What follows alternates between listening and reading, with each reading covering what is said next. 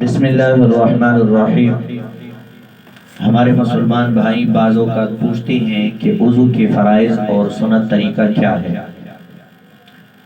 وضو میں 4 فرائض ہیں، اس کو یاد کر لیجئے۔ نمبر 1 چہرہ دھونا، منہ دھونا، چہرہ دھونا، یہی فرض ہے۔ اور چہرہ کہتے ہیں پیشانی کے اوپر جو سر کے بال شروع ہوتے ہیں وہاں سے لے کر تھوڑی کے نیچے تک، اور دونوں کانوں کے نرم حصے ایک سے لے کر دوسرے تک، اس حصے کا دھونا اسے چہرہ کہتے ہیں۔ یہی چہرہ دھونا فرض ہے۔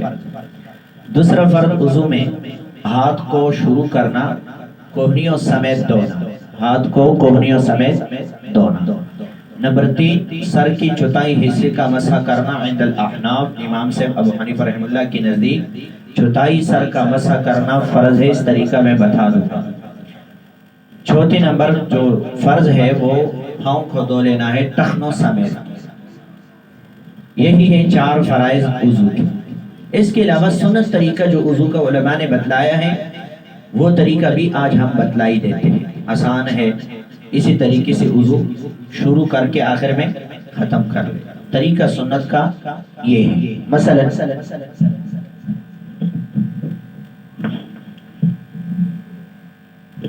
وضو شروع کرتے ہیں تو وضو کے لیے نیت کرنا، یعنی دل سے یہ نیت ہو کہ میں وضو کرتا ہوں، یہی سنت طریقہ ہے اور سنتوں میں سے ہے۔ اس کے بعد ہاتھوں کو دھو لینا، ہاتھوں کو دھو لینا کھلائی تک، ہاتھوں کو دھو لینا کھلائی تک، یعنی اسے کھلائی کہتے ہیں۔ ان دونوں ہاتھوں کو کھلائی تک دھونا یہی سنت طریقہ ہے۔ اسے وضو کی ابتدا ہوتی ہے۔ پہلے نیت کرنا، پھر بسم اللہ پڑھنا، تیسری نمبر پر ہاتھوں کو دھو لینا۔ اس کے بعد اپنی منہ میں پانی ڈالنا 3 مرتبہ، یہی سنت طریقہ ہے۔ اور اس میں اگر مسواک ہو تو مسواک سے پہلے دائیں طرف، پھر بائیں طرف، پھر درمیان میں مسواک سے اپنی منہ کا خلل کرنا۔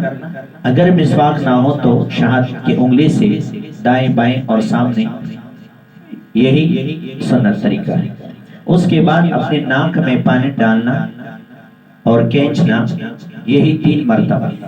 اور ناک کو صاف کرنا، بائیں ہاتھ کے چھوٹی انگلی کے ذریعے سے ناک کو بھی صاف کرنا، یہ بھی سنت طریقہ ہے۔ اس کے بعد چہرے کو دھو لینا، یعنی بال جہاں سے اگتے ہیں، شروع ہوتے ہیں یہاں سے لے کر تھوڑی تک، اس کے علاوہ اپنے دونوں کانوں کے نرم حصے تک دھونا، یہی فرائض میں داخل ہے۔ اس کے بعد اپنے دونوں ہاتھوں کو، یعنی پہلے دائیں ہاتھ کو دھونا کوہنیوں سمیت، یعنی اسے کہتے ہیں کوہنی، اس کے سمیت دھونا یہاں تک، یہی فرائض میں داخل ہے۔ پھر بائیں ہاتھ کو دھونا 3 مرتبہ، دائیں ہاتھ میں پانی ڈالنا اور 3 مرتبہ بائیں ہاتھ۔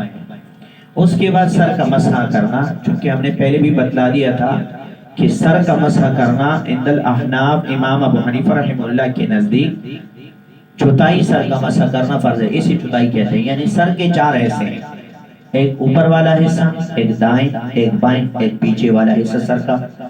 یہ چوتھائی سر کا مسح جو ہے فرض ہے۔ اگر کوئی ایسا کر لے تو بھی فرض پورا ہو جائے گا، اگر ایسا کر لے تو بھی پورا ہو جائے گا، کوئی ایسا کر لے تو بھی فرض پورا ہو جائے گا، یا ایسا کر لے پیچھے ہاتھ رکھ دے تو بھی فرض پورا ہو جائے گا، یہی فرائض میں ہے۔ سنت طریقہ یہ ہے کہ اپنی انگلیوں کو ایسے لے لے، 3 انگلیوں کو، اور شہادت کی دونوں انگلیوں کو اوپر چھوڑ دیں، اور اپنے موٹے انگلیوں کو بھی چھوڑ دے کھلا۔ اس کے بعد جو سر کے بال اگتے ہیں یہاں سے شروع کرنا ہوگا، ایسی طریقے سے یہ اوپر والا ہو جائے گا حصہ، پھر یہ چونکہ یہ جگہ لگی نہیں ہے اس کو پیچھے کی طرف سے لانا اس طریقے سے، اور شہادت کی انگلیوں کو اپنے کانوں کے اندر ڈالنا اس طریقے سے، اور جو موٹی انگلیاں ہیں اس کو پیچھے کی طرف سے یوں کرنا۔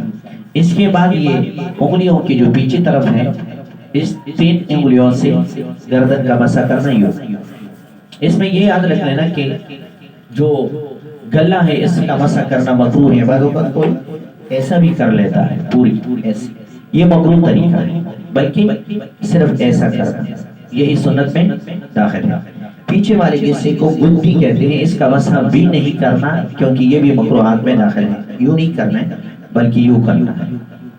اس کے بعد انگلیوں کا خلال کرنا، یوں پہلے دائیں ہاتھ کا پھر بائیں ہاتھ کا، اس کے بعد اپنے دونوں پاؤں کو ٹخنوں سمیت، اسے ٹخنا کہتے ہیں، ٹخنے سمیت 3 مرتبہ دھونا، یہ فرائض میں داخل ہے۔ اسی طریقے سے وضو کا سنت یہی طریقہ تھا، تمام مسلمان سنت کے مطابق وضو کا اہتمام کر لے۔ جزاکم اللہ خیرا کثیرا۔